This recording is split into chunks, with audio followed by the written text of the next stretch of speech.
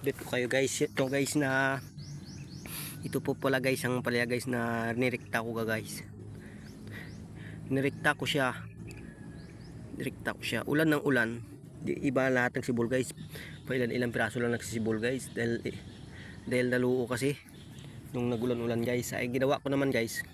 Ito ginawa ko guys. Pakita ko sa inyo. Nataasan ko guys. Ito, kapwa ako magsasaka. Pinataasan ko guys, binunyod ko yung lupa para dito ako sa gitna magtanim. Kaya ganito ang ginawa ko. Pag hindi ko taasan ay naluluo siya sa ulan ng ulan. Kailangan talaga taasan mo siya ng lupa para hindi siya magkuhan baga. Pag mababa ang lupa, nabubulok ang puno, namamatay guys. Ito na pala guys ang tinanim ko guys. Yung linipat ko kahapon baga guys hapon. Ito guys yan. Yan, linipat ko yan guys. Yung sa pagtatanim sa kuhan. Direkta seedings ito hindi na binaba, direkta tanim. Ito linipat ko, bunyod ko yung plat. Kaya kahit umulan man siya, hindi siya kuha ng tubig. Ganun pala guys ang kuhan ko guys, technique ko. Yan kasi ito, yan tulad yan tulad yan guys, walang sibol guys. Yan, naluo ng ulan yan. Hindi na magsibol yan. Hukayin ko guys kung may sibol siya. Ilan araw kasi na ulan ng ulan Ayan guys. Kung may sibol siya.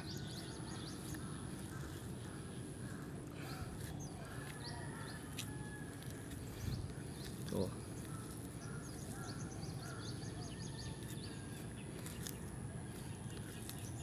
wala na guys.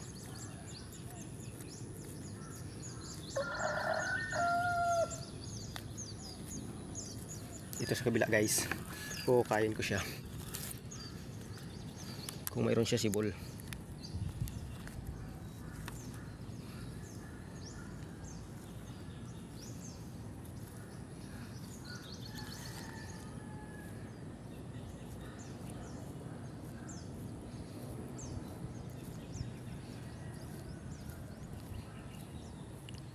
Parang wala siya sibol guys.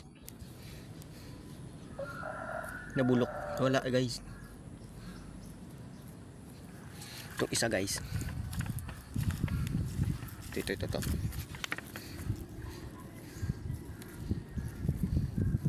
basta ang puno, ulan ng ulan naluluo siya guys. Hindi rin siya magsibulos basta.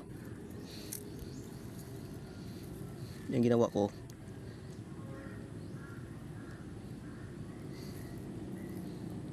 guys, yung natanim ko doon sa dulo, yun ay tatanim ko din ulit dito guys.